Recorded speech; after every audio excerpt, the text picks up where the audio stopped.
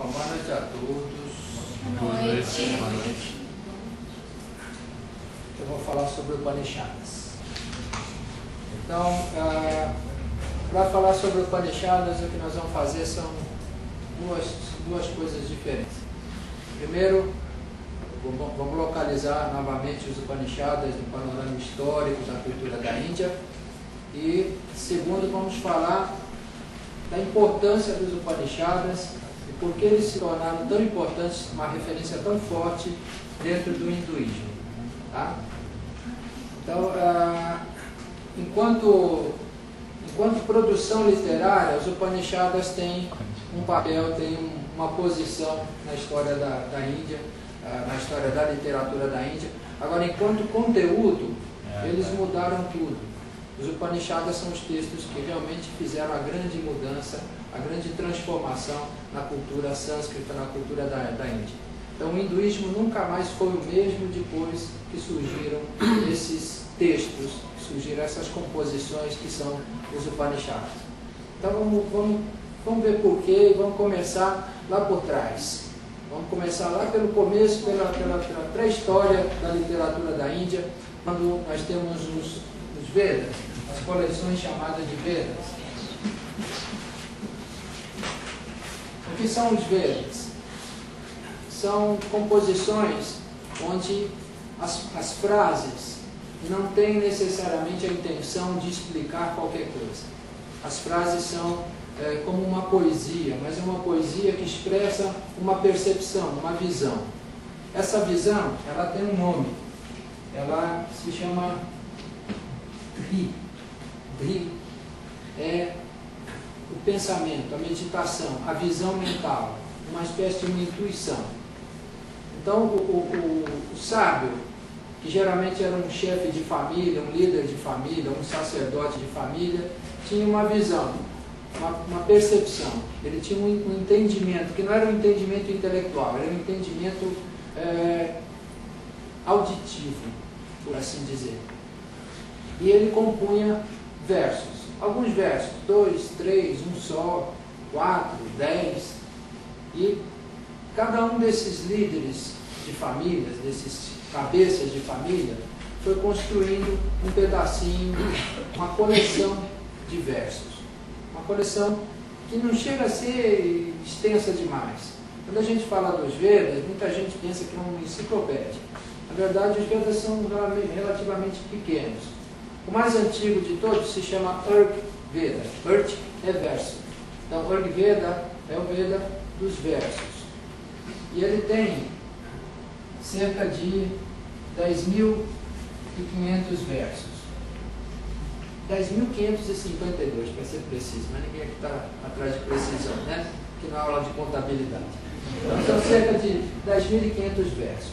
Esses 10.500 versos foram organizados, eles compõem hinos, e foram organizados em livros que representam a produção de cada uma das antigas famílias védicas. Nós estamos no período dos Vedas, nós estamos na era védica. E essa era uma era interessante porque os indo-europeus, que dão a base cultural dos Vedas, estiveram em contato com civilizações do norte da Índia, e essas civilizações emprestaram um misticismo, uma religiosidade que eles não conheciam. Eles eram místicos como nômades, ou seja, místicos voltados para as suas atividades de sobrevivência, para as suas técnicas, para as suas artes. Então eles tinham as iniciações nas suas artes, nos seus ofícios. E de repente eles entram em contato com civilizações, com a Suméria, com a civilização do Vale do Indo, que tem organização de culto, que tem uma religião efetivamente, que falam de deuses que são abstratos, e eles, travando esse contato, começam a produzir a sua própria fórmula ritual, a sua própria maneira de enxergar a relação do indivíduo com o cosmos. E eles expressam isso em versos. E esses versos, no período védico, não são explicados. Tá? Não são explicados. Eles só são elucidados em termos de ritual. Quando se deve recitar esse verso, quando se deve recitar esse outro. Não há um ritual no período védico que não seja acompanhado de um mantra. E mantra é a expressão de cada um desses dris. Mantra vem da raiz verbal man, que significa pensar. Então, mantra é uma forma de expressar o pensamento, tá certo? Uma forma de expressar o pensamento, mas que é o pensamento dri, o pensamento espiritual, intuitivo, o pensamento que é completo, que não se reparte em miúdos, que não se transforma num raciocínio. Então, os mantras são essencialmente isso. Eles expressam a alegria ou a impressão profunda que o cosmos está causando na mente desses indivíduos. Certo? E é assim que se constrói a literatura, o conjunto de composições que representam os Vedas. Essas composições, elas são consideradas, por não serem o produto de uma troca intelectual, de uma discussão, de um debate, são consideradas uma revelação. Então, esse período dos Vedas é chamado de período da Shruti. Eu botei um cedilho aqui que é uma transliteração de um chá, né? Então, Shruti. A Shruti é a revelação. Shruti do verbo Shruti significa ouvir. Então, aquilo que se ouviu. Mas como é que se ouviu? Como é que essa história de ouvir? Na verdade, se diz na tradição védica que os antepassados cantam para nós. É uma coisa bonita, interessante, porque a história do indivíduo, ela não se constrói hoje, ela não se constrói só com as coisinhas que ele está fazendo no dia a dia.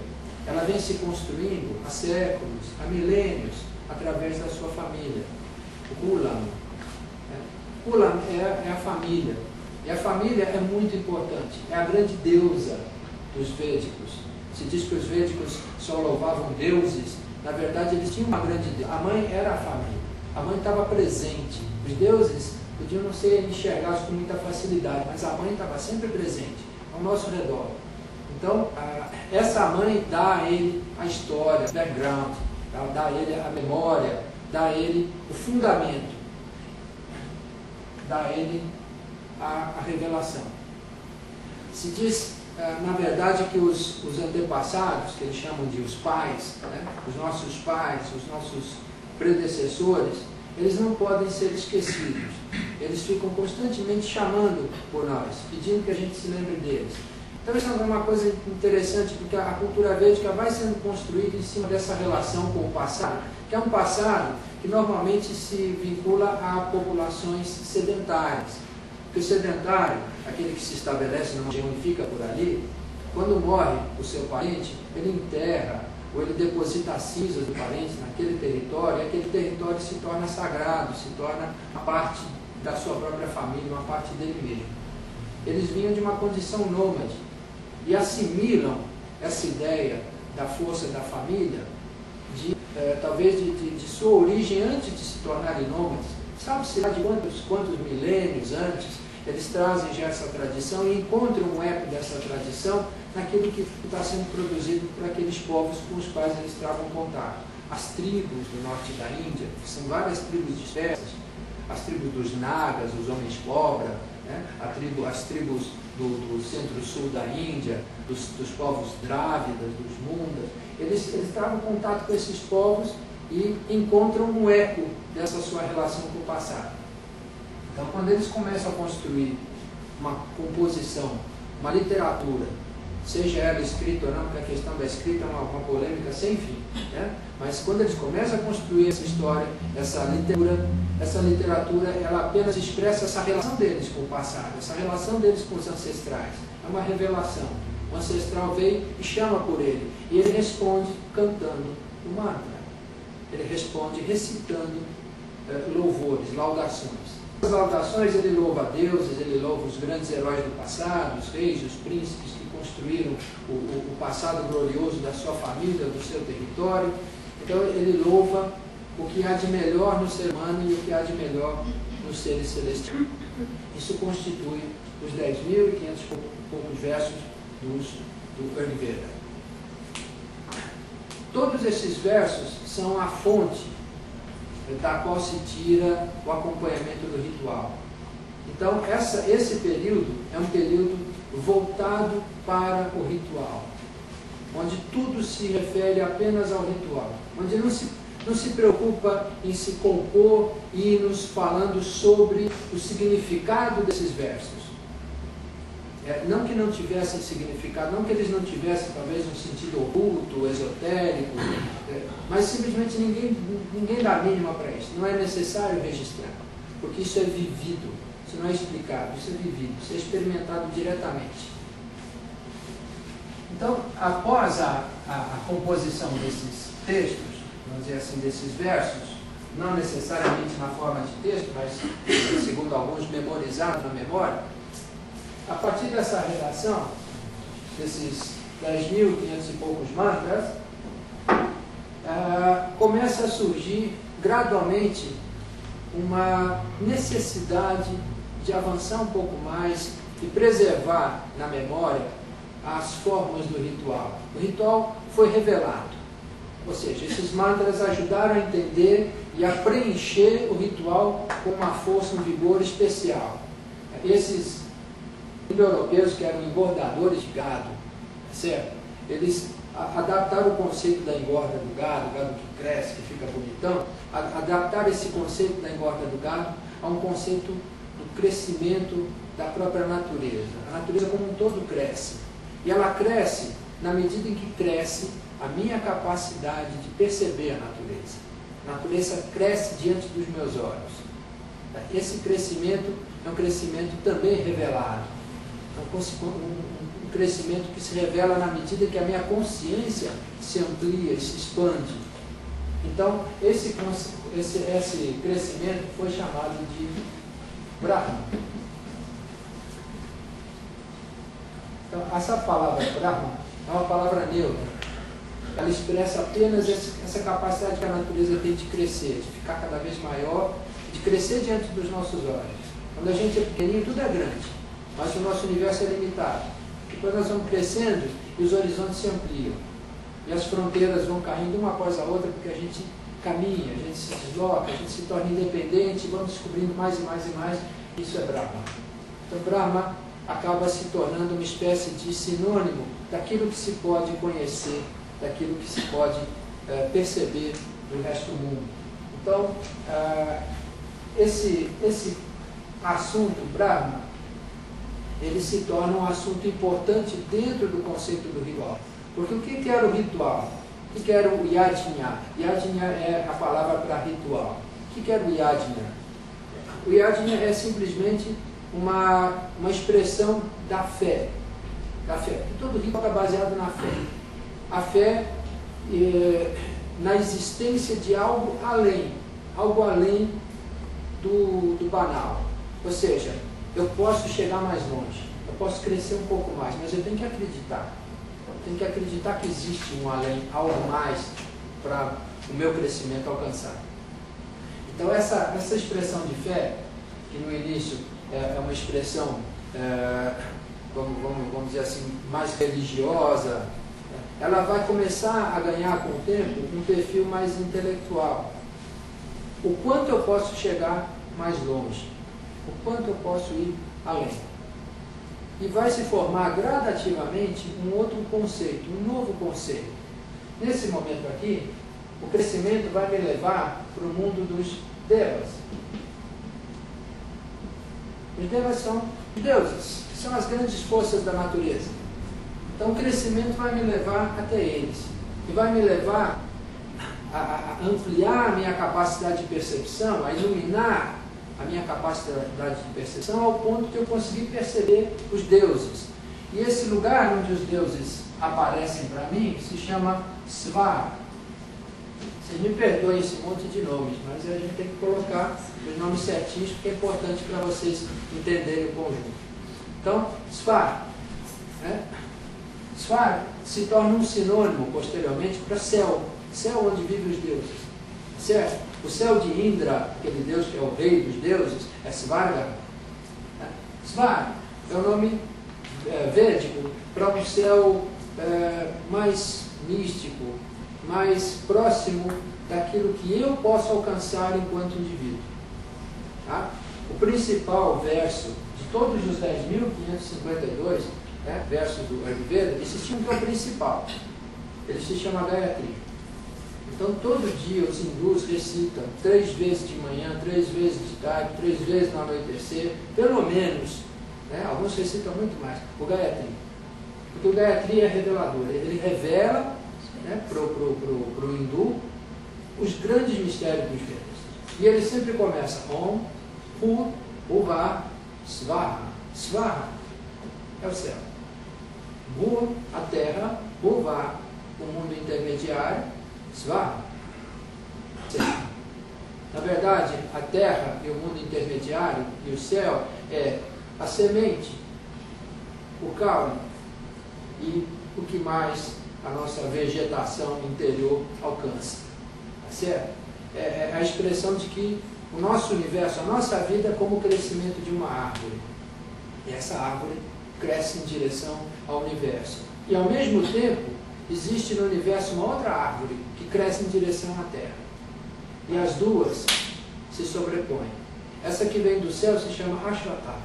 Ashwatha é o lugar onde ficam os cavalos, literalmente, esse é o nome dela. Essa é a figueira sagrada, que nasce no galho de uma hospedeira, lança suas raízes para a terra e depois sufoca a hospedeira e forma um grande vazio no centro, onde se diz que cabiam os cavalos. Tá certo?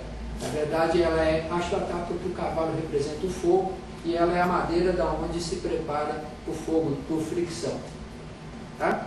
Então, Ashwatha é a madeira que tem o fogo, que dá o fogo que representa a inteligência. Então, toda essa figuração vegetativa que os Vedas vão revelando para nós, é uma revelação de que a natureza é um processo inteligente e que a gente cresce na medida da nossa inteligência, ou que o nosso crescimento nos traz uma inteligência cada vez maior. E essa inteligência não é a inteligência do intelectual, tá certo?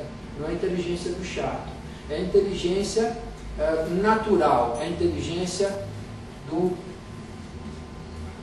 Kavi. Kavi é poeta. Poeta é inteligente. Não é o intelectual que é inteligente.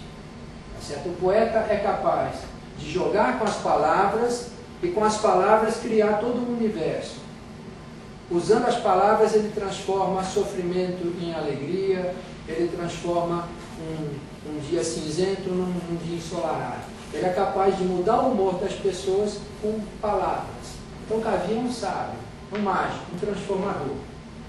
Então, a ideia de que essa nossa relação com esse mundo que nós podemos alcançar, que é o mundo de Brahma, é o mundo do crescimento, é o mundo do que vai além, do que está além dos nossos limites. Essa relação nossa com o mundo, com esse mundo, é uma relação poética. Assim são os Vedas. Tá certo? Então nós não estamos falando aqui de uma literatura técnica, nós estamos falando aqui de uma expressão poética do modo de ser de uma população, do modo de ser de um povo. Olha, desse conceito de Brahma, esse conceito de Brahma, ele não está explícito no início da literatura védica. Ele vai sendo construído à medida que eles percebem que eles podem avançar um pouco mais no entendimento daquilo que os seus sábios revelaram, que os seus sábios trouxeram para cada uma das famílias e que é compartilhado entre todas. Ou seja, cada uma das famílias compôs uma parte dos versos, mas eles compartilham entre si todos os versos, tá certo? Exceto um que é só daquela família, exceto um que só aparece nos rituais daquela família. Mas isso é um detalhe, né? O que é importante é que esse conceito do Brahma, do crescimento, ele vai se desenvolver em uma literatura complementar que vai ajudar a entender esses Vedas. Essa literatura complementar, ela se desenvolve em 2 níveis diferentes. Um, que continua sendo revelador.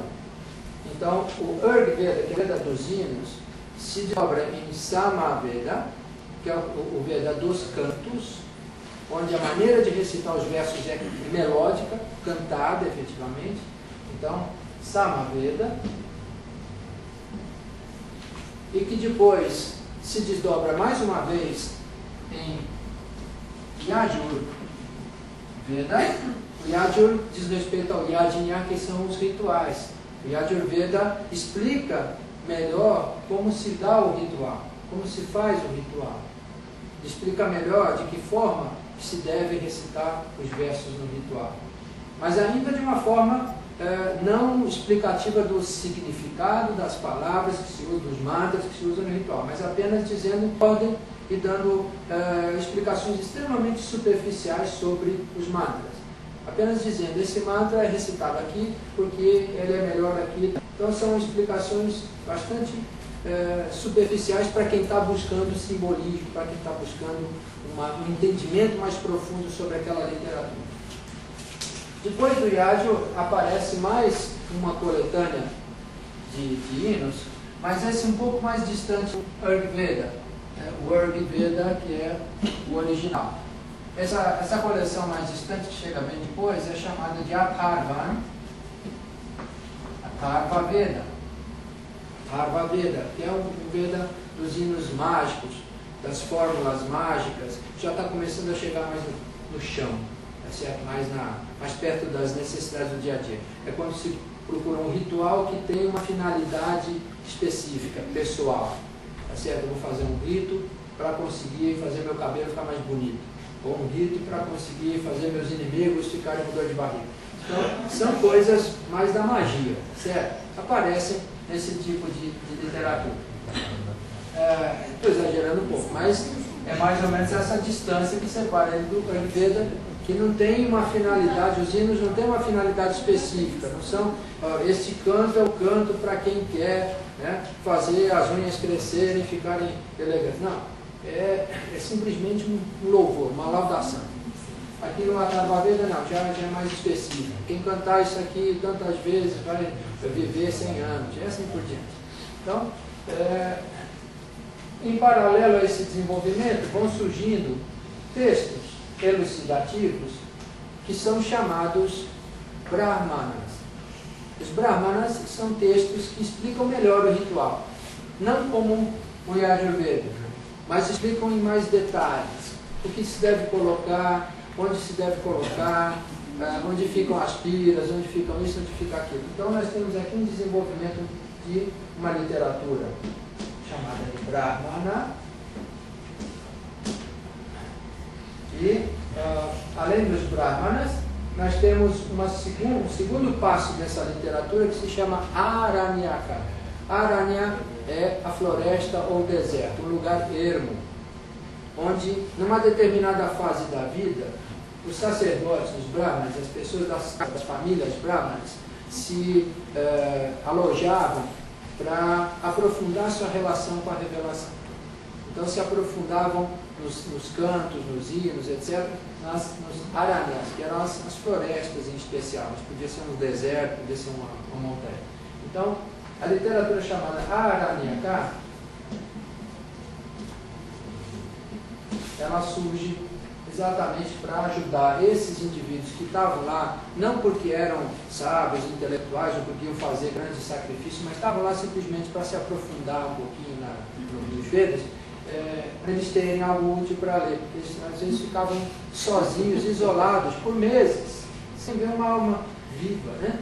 Então eles ficavam realmente no isolamento completo. Então era uma espécie de mestre de bolso, tá certo? Não é bem de bolso, porque é um livro meio grande, é um mestre de sovaco. Então levava para a floresta, tá certo, para poder ler. Isso é uma forma mais simples, uma linguagem mais popular, mais acessível, para não explicar os mantras, mas sim explicar para ele o que ele pode fazer na floresta com esses mantras maravilhosos, ou seja, como é que ele pode montar um ritualzinho com casca de árvore, com galhos, com um pouquinho de terra, uma areia, uma pedra, e assim por diante. Então são textos mais simples. Só que isso foi acontecendo ao mesmo tempo que essa civilização foi amadurecendo e se tornando sedentária. E quando se torna sedentária uma civilização, é quando se formam as pequenas aldeias, as médias cidades, e dentro das cidades surgem os intelectuais, que são as pessoas que vivem de discutir, vivem de trocar ideias, vivem de polemizar.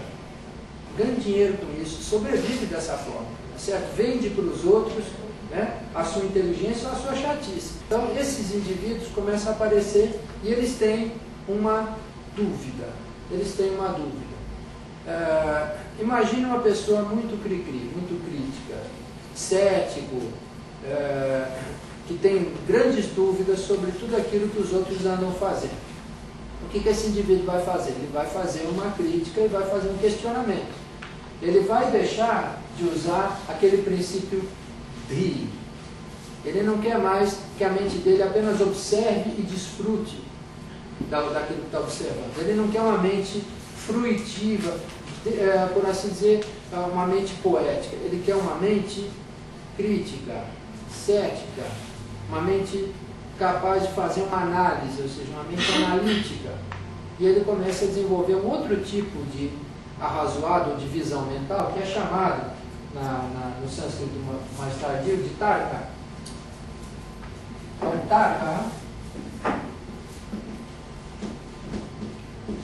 tarka é a razão. Então, ele começa a desenvolver a razão.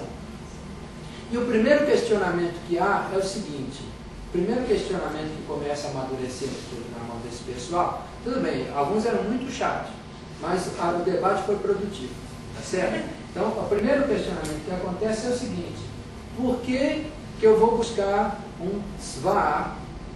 Por que eu vou buscar fora de mim um sva, né, um céu? Por que eu vou buscar a companhia de deuses se eu mesmo posso me satisfazer, eu mesmo posso estar bem aqui exatamente onde eu estou?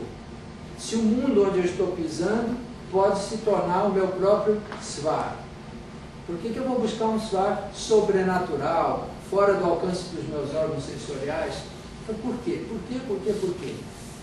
E as respostas a essas perguntas começam a surgir na forma de debates, na forma de diálogos, na forma de insights. Alguém diz assim: eu sei a resposta para essa pergunta. É o seguinte, é assim, assim, assado. Eu vou dizer agora a resposta. Daqui a pouco a gente fala algumas respostas. Mas aí alguém diz assim: gostei da sua resposta, deixa eu escrever aqui. Se não era escrita de memória, não importa. Mas vou compor, né, uma explicação. Essas explicações, esses debates, aconteciam geralmente em torno de mestres.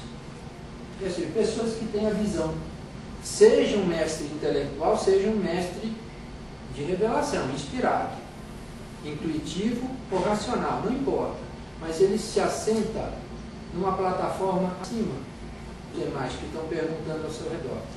Por isso, aqueles textos que vão ser construídos em cima dessa discussão, a partir dessas perguntas e respostas, a partir dos insights que são passados, a partir da experiência reveladora também desses mestres que tiveram lá seu trabalho mental, de alguma espécie, compartilhado com os outros, a partir dessa experiência se constrói os textos que são chamados sentados ao redor, Upanishad.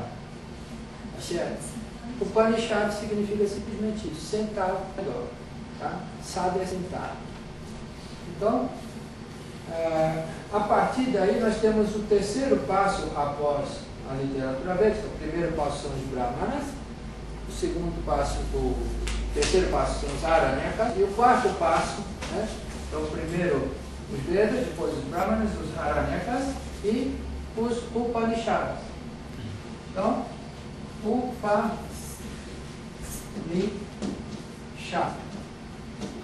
Chato porque fica muito contado no final da palavra. É chato. Né? Então, Upanishad. Os Upanishads são textos de caráter um tanto emocional. Não são textos, não é aquela lógica, aquela racionalidade típica dos livros científicos, onde não tem um pingo de emoção. É certo? Onde 2 mais 2 é igual a 4 e ponto. Não é 4,5 nem 3,5. Aqui em Upanishads, 2 mais 2 às vezes dá 3, às vezes dá 6,5. Então, a precisão não é o objetivo. O objetivo é mostrar a revelação tal como ela apareceu aos meus olhos. Certo? Que se por um lado, aqui no caso dos Vedas, eu tinha uma concepção voltada para a natureza como um todo, voltada para esse conceito de um limite a ser ultrapassado, de um algo sobrenatural maior do que eu, um universo onde os devas estão presentes, os antepassados também estão presentes, eles são invisíveis, mas estão em relação com a gente. Nessa literatura dos Upanishads, tudo isso se inverte. E eu não me interesso mais pelo que tem do lado de fora, eu quero saber o que tem aqui dentro. Esse é o meu assunto dos Upanishads. Atma, eu mesmo, o si mesmo, o self. Né? Aquilo que eu tenho dentro de mim, a minha expressão, a natureza, o meu espaço interior, o meu universo, é esse que me interessa, porque os intelectuais dizem o seguinte: o que eu sei do mundo lá fora? Não sei nada. Eu só sei o que eu percebo. E o que eu percebo está aqui dentro. A minha mente me revela alguma coisa. É só o que eu sei. Tá certo? Aquele pássaro no galho daquela árvore existe? Não sei. Eu sei que aquilo que eu percebo como um pássaro naquela árvore existe na minha mente. Então o meu assunto agora é a minha mente. Será que o universo existe? Não importa para mim se ele existe. O que importa é que a minha mente criou um universo para mim.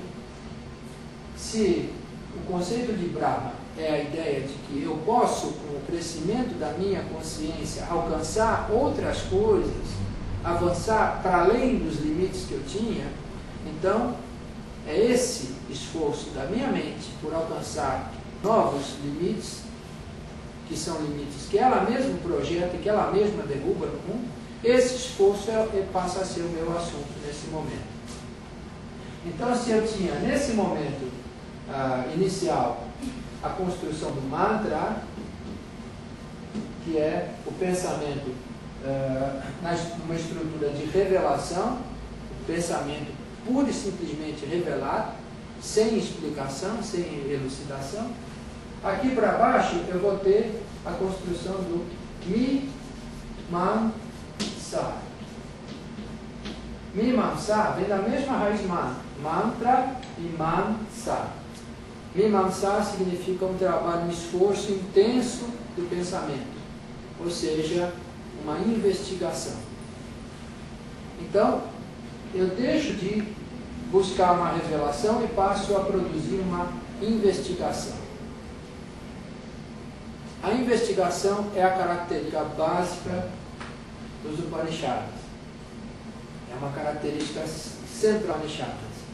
Certo?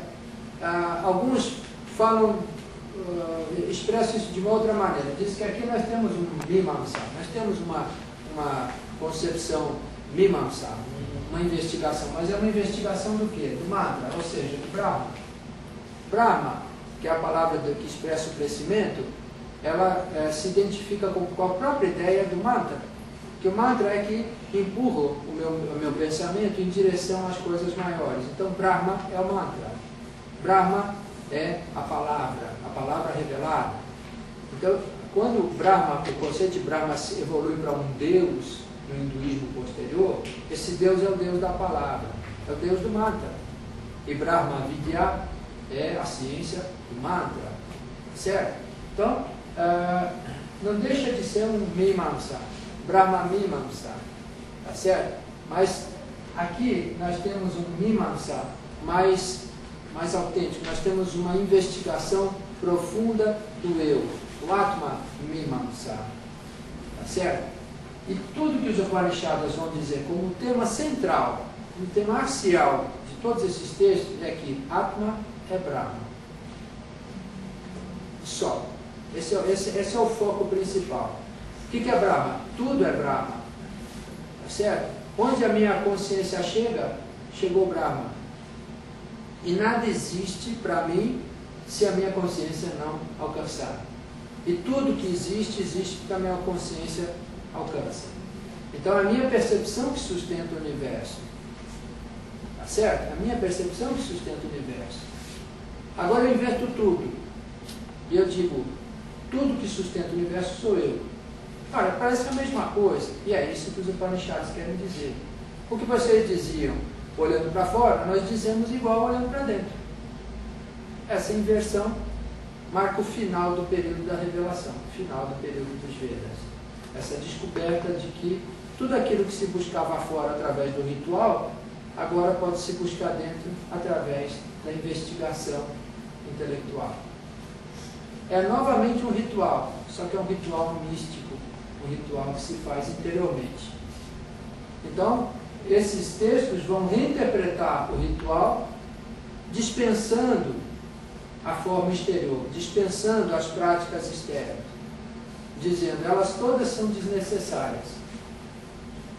Um dos Upanishads vai mais longe, diz assim: existem dois tipos de literatura, dois tipos de, é que a palavra literatura não é adequada, de shastras, dois tipos de ensinamento, de obras. Existem as obras superiores e as obras inferiores. As obras inferiores são os Vedas.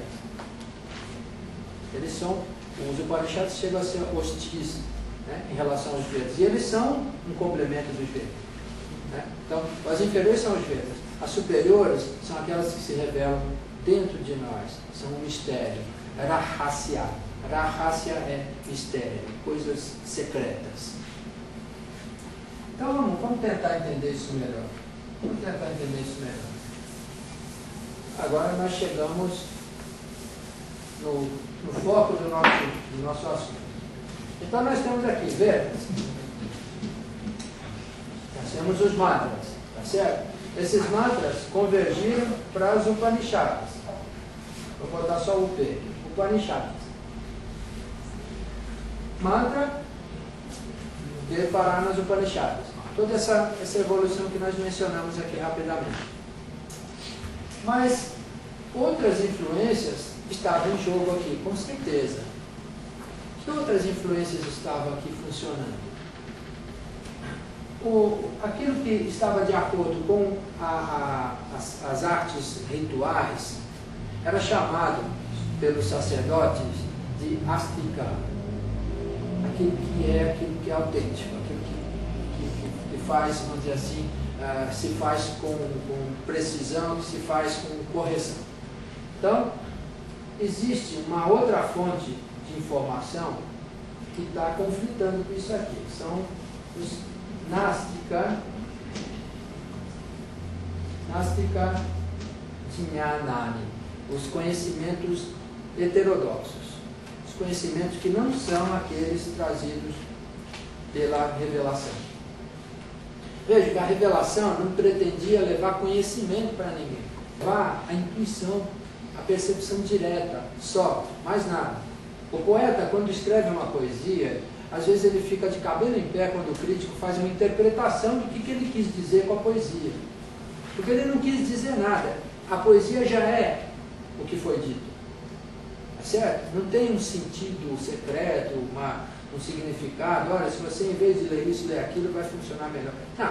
O poeta se expressou no momento em que ele botou a poesia no papel ou recitou a sua poesia. Assim são os Vedas, despretensiosos e ao mesmo tempo gananciosos, porque eles queriam conquistar o universo com versos. Certo? Era poesia pura.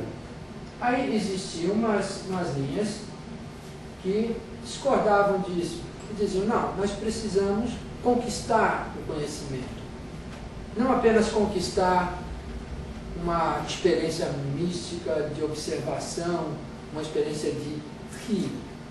Não apenas eu quero fazer o ri, eu quero mergulhar no mundo, entender o seu mecanismo, porque esse mecanismo é uma expressão de mim mesmo. Então, se eu entender o mundo, eu vou estar entendendo melhor a mim mesmo.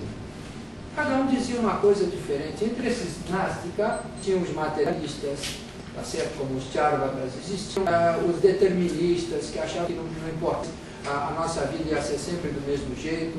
Existiam os reencarnacionistas, os não reencarnacionistas, os monistas, os dualistas, os pluralistas. Existia toda uma infinidade de linhas de pensamento, algumas conflitantes e algumas não. Os Nástica, ou seja, todos esses indivíduos, Nástica não é o nome de um time, né? Nástica realmente é uma multidão de linhas de pensamento diferentes, elas são evidentemente uma fonte de inspiração para os Upanishads. Os Upanishads estão entendendo, os autores dos Upanishads estão entendendo que a crítica é válida, que tem sentido e que, portanto, ela precisa ser incorporada ao corpo da cultura védica. Mas existem outras coisas que estão entrando aqui, que é especialmente o Kula Rahasya. Ou seja, o segredo de família. Porque as famílias tinham lá os seus segredos, tinham lá os seus mistérios, seus enigmas. E isso também interferia na leitura que eles faziam dos Vedas. Então, essas fontes diferentes vêm aos Upanishads. São, por assim dizer, processadas pelos Upanishads. E daqui nós temos a marca divisória. Daqui para frente nós vamos ter a produção de outros tipos de textos que têm essas raízes, mas não têm essa cara. Ou seja, eles têm essa origem, mas não são iguais a isso que estava na origem. Então, entre esses Nástica, por exemplo, estava uma escola que vai ser chamada posteriormente, uma escola teórica que vai ser chamada posteriormente de Samkhya.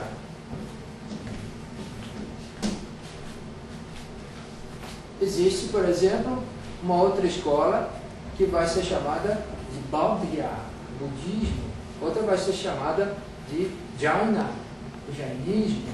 Outras tantas escolas e linhagens vão estar todas envolvidas nisso aqui. Mas o que entra nas Upanishads entra de um jeito e sai desse caldeirão dos Upanishads de outro jeito, diferente. Então, o que nós vamos ter como resultado disso aqui?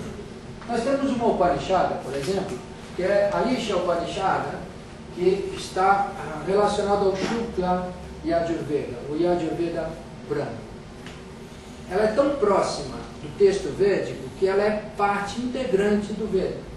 Ela é parte integrante desse Yajurveda branco. Tá certo?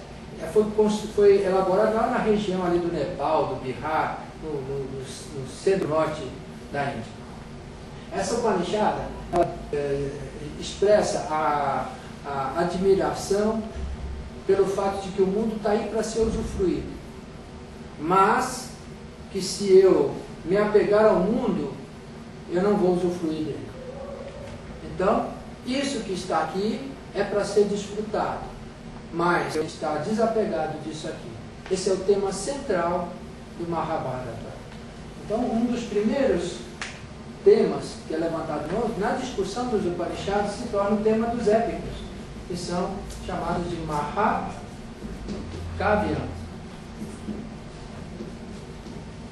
Mahakavyam é grande poesia, grande poema. Então, os Mahakavyam, eles são os épicos dos quais dois sobreviveram aos tempos, né? O Mahabharata e o Ramayana. E eles são chamados, eles são identificados como Itihasa. Itihasa significa que é história. História. Ou seja, é tradição válida, aceita como descrição de fatos do passado. Então, essa é uma das consequências que brota da discussão dos Upanishads. Não significa que o autor dos Upanishads compôs o épico. Embora se diz que quem organizou todos os numa coisa de 10 mandalas, né? Esses 10 tipos básicos, foi Vyasa, que levou ao Mahabharata. Ele fez 5 anos que fazia, ele fez. Mas não importa. O fato é que, embora não seja a mesma que produziu isso aqui, mas com certeza sem a discussão promovida pelas Upanishadas, não haveria o texto épico do jeito que eles ficam. Ele seria alguma outra coisa, seria uma canção populesca, inexpressiva, do ponto de vista da literatura seria absolutamente inexpressiva. Se surgiram os Mahakavyam, isso significa que havia também os Kavyam. Kavyam. Os Kavyam eram os poemas. Os poemas são histórias que têm um assunto, um personagem, uma família de personagens, ou seja, que tem uma linha, um roteiro de começo, meio e fim. Isso é Kávya. Pode ser prosa, poesia, pode ser teatro, pode ser de várias formas diferentes. O Kávya é uma produção que também surge dessa discussão do Upanishadas. Os Upanishadas, o Kávya não faz parte da cultura védica. Então a cultura védica morre para assumir uma outra cultura, que é uma cultura que acontece na época do período clássico de antiguidade europeia. Por isso é chamado. Os Vedas alcançam o seu ponto final, tá certo? E a Índia clássica deixa de falar a língua védica e passa a falar a língua sânscrita, que é a língua efetivamente do período clássico, uma língua toda pomposa, né, toda cheia de firulas e filigranas.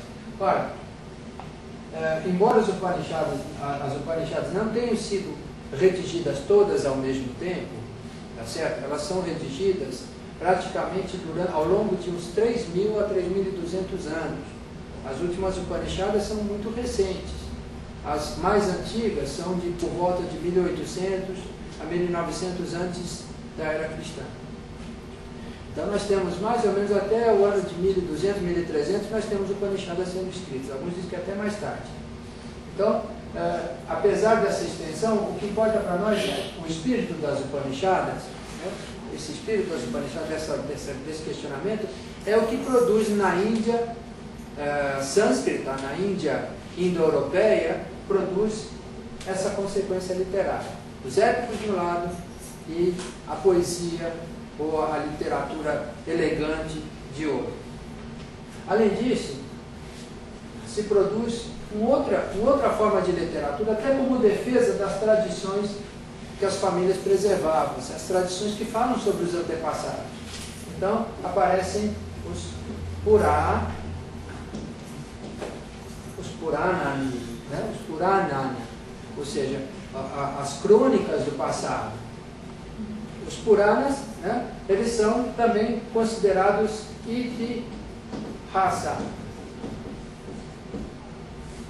Itihasa significa que eles também são considerados fiéis expressões da história da Índia, da história das famílias indianas.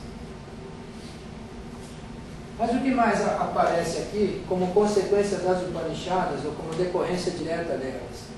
Aparecem textos que visam constituir doutrinas, porque as discussões produziram debates doutrinários. Então é o seguinte, eu tenho essa ideia do Samkhya aqui, que antes não estava expressa de uma maneira muito clara, agora eu expressei ela de uma maneira clara, eu vou condensar ela e escrever um sutra. O sutra é um texto,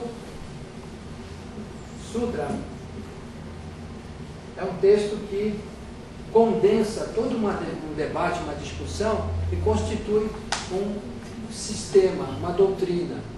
Então ele nos dá uma teoria, né, ainda que condensada, ainda que sujeita a comentários, elucidações. Mas o sutra, que alguns colocam ainda no período dos Vedas, porque ele é muito fiel à tradição védica, ele é considerado astika. Os sutras, pelo menos inicialmente, são considerados astika, ou seja, são produções ortodoxas dentro do hinduísmo, né? São analisadas pelos brahmanes, que são os sacerdotes dessas famílias, e aceitos ou rejeitados e tal. Só que depois há uma profusão de outros sutras, né, que não são ortodoxos. Tem sutras de todo tipo, né? Tem sutras budistas, por exemplo, tem sutras jainistas, tem sutras, aparecem sutras até islâmicos. Então, existem todo tipo de sutras que vão surgindo, e aí então eles fogem efetivamente da franja da tradição do período da revelação ou da tradição védica. Mas é uma decorrência dos Upanishadas. Existe mais uma outra literatura que surge a partir dessa discussão das Upanishadas e que vem direto desses segredos das famílias, mas vem direto disso aqui, só que incorpora os elementos védicos e os elementos das outras linhas teóricas. E essa literatura que surge daqui são os Tantrani, né? Ou seja, os tratados que trabalham essencialmente sobre os mesmos assuntos dos Vedas, ou seja, sobre mantras e sobre tattvas, que são os princípios formadores do universo, e tratam sobre segredos de família, e compõem dessa maneira o que eles próprios intitulam revelações pós-védicas, revelações pós-revelações. Tá certo? Então eles querem ser a continuidade do período das revelações, porque os tantras também são, em grande parte, expressão pura e simplesmente poética. Quem já leu um tantra já sabe que as explicações que tem em alguns tantras não fazem pé nem cabeça, não tem sentido nenhum. Tá certo? A palavra, por exemplo, a palavra,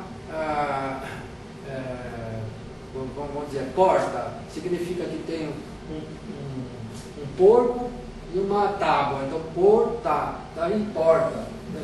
Tem algumas explicações que literalmente são desse naipe, certo? Não, é verdade. Em alguns tantras é uma coisa espantosa, que são trocadilhos, joguinhos de palavras, brincadeira com as sílabas, certo? Porque a intenção nos tantras, que é uma das características dos tantras, é o fato de ele ultrapassar o limite do significado das palavras, brincar com as palavras, jogar com as palavras, romper com a lógica para permitir o indivíduo entrar num estado místico, ou seja, entrar na consciência, na percepção mística. Então vejam só, tudo isso só foi viabilizado, os tantras, os sutras, os puranas, a poesia, né, e os épicos, só foi viabilizado por causa desse debate que gerou as Upanishadas. Então daí já dá para perceber a importância das Upanishadas enquanto estrutura literária. Agora existe um outro ponto a ser considerado. Além disso, tem mais alguma coisa importante nas Upanishadas? Além do fato de elas serem o eixo de toda a história literária da Índia, existe mais alguma coisa importante? Para nós, pelo menos, existe. Porque é nessa discussão, nesse debate das Upanishadas, que surge e se consolida a ideia e o conceito de yoga. É aí que nasce, efetivamente, o yoga como doutrina, como disciplina, uma ordenação racional, né, de práticas que devem ser realizadas pelos indivíduos que querem obter aquela iluminação, querem alcançar o Svar, mas não o Svar externo, o Svar conforme as Upanishadas revelaram depois, que se torna o Moksha, a libertação. Tá certo? Que alcançar o Svar é a mesma coisa que libertar-se, ultrapassar os seus limites, alcançar algo além, dentro de si mesmo. Certo? Então, aí é que nós vamos encontrar a raiz do yoga. Significa que o yoga começou aqui? Não. O Upanishad está discutindo conteúdos que são antigos. A gente não sabe quando começou o yoga. E quem disser que sabe está mentindo. Não tem registro. Tá certo? Não tem registro. Então, a gente não sabe onde começou. A gente sabe que antes dessa discussão das Upanishadas, não existe um conceito, uma palavra descrevendo algo como aquilo que a gente conhece como yoga. A palavra yoga, que significa uso, utilidade, compatibilidade, era usada nesse sentido anteriormente. No Ayurveda aparece yoga para cá, yoga para lá, mas não está se referindo a um sistema, está se referindo ao uso de alguma coisa. Nos Upanishads, esse uso se torna o uso de si mesmo como referência, que é a essência do yoga. Certo? Por que eu vou usar uma régua externa para me medir se eu tenho uma dentro de mim? Então eu vou tirar minhas medidas com a minha própria régua, e aí eu vou encontrar minhas medidas precisas, perfeitas, eu vou descobrir quem eu sou. Então eu pratico yoga, eu faço astrologia, não sei, eu vou me descobrir, tá certo? Vou achar um caminho de descoberta. Esse caminho do yoga aparece aqui. Mais especificamente, num determinado ponto, que é o ponto dos... Deixa eu anotar aqui. Do Yajur. Veja. O Yajurveda, ele aparece nessas composições aqui desse período, ele aparece num momento importante geograficamente ou geologicamente para a Índia. Um momento importante. Nós estamos ali por volta do ano 2000 a 1900 antes da era cristã. A civilização do Vale do Indo está chegando ao seu final. Pelo menos por uma razão, com certeza ela vai chegar ao seu final. Porque um movimento sísmico lento ou rápido, a gente não sabe como é que foi, levantou uma parte do território da Índia, que vai ali do Gujarat até Nova Delhi, mais ou menos, levantou alguns metros. A Índia está sendo apertada, empurrada contra a Ásia, né? Ela bateu na Ásia, ela saiu, se descolou da Antártida e caminhou, bateu na Ásia. Então, esse impacto provocou os Himalaias. Isso foi há muito pouco tempo, uns 10, 12 milhões de anos. Não é quase nada em termos geológicos. Tá certo? Então, a Índia ainda tem terremotos, praticamente todo ano a gente ouve notícias de 2, 3 terremotos naquela região do norte da Índia. Uma dessas movimentações de solo fez secar um rio que passava por ali, onde hoje é o deserto de Thar, que atravessa ali o Punjab, né, que desce ali até o Gujarat, que cerca a fronteira com o Paquistão. Né? Então, esse deserto de Thar foi uma planície extremamente fértil, com um rio que na parte baixa chegava a ter quase 8 quilômetros de largura, 6 quilômetros com certeza, que foi revelado já em análise de satélite, o Landsat fotografou, analisou o solo, e lá está o leito do rio certinho, né, mostrando exatamente onde ele passava. Então esse rio secou. E as margens desse rio é que viviam os povos védicos. Então, óbvio que eles não ficaram lá, né? É gostar muito da terra para ficar nela quando ela vira deserto.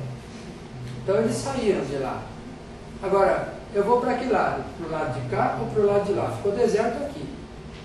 Tem terra fértil para a esquerda, tem terra fértil para a direita. Para que lado que eu vou? Eles estavam... É interessante o pessoal juntar com as aulas anteriores, né, que esse rio era o Sarasvati, e que isso estima-se que ocorreu por volta de 1900 anos antes de Cristo. Só para juntar, consequentemente, né, os povos védicos, aquela literatura, por isso que eles datam de 2000 anos antes de Cristo para trás. Nesse momento em que há essa secagem desse rio, ele secou naturalmente, né? Não é que secou porque alguém foi lá e passou a toalha. Mas nesse momento que ele se seca, vários membros de várias famílias estão compondo o Yajurveda. E uma parte deles disse, vou para o lado de cá. E a outra parte dizia, vou para o lado de lá. Então, se formaram 2 Yajurvedas diferentes. E não é que brigou um com o outro, é que um foi para lá e o outro foi para cá, e cada um acabou do seu jeito. Tá certo? Do seu próprio jeito. Então, eles têm muitas partes iguais e alguns detalhes bem diferentes. Então, os 2 são chamados de Yajurveda negro, o que está para o lado do Afeganistão, e Yajurveda branco, o que está para o lado do Nepal, do Bihar. Né? Yajurveda negro e branco, não porque o negro seja pior do que o branco, ou o branco seja pior do que o negro, simplesmente porque o branco provavelmente recebeu esse nome porque ficou do lado do nascente e o negro do lado do poente. Então, o negro é aquele que antecede a noite e o branco é aquele que antecede o dia. Então, é simplesmente uma referência geográfica, como é muito comum na cultura da Índia.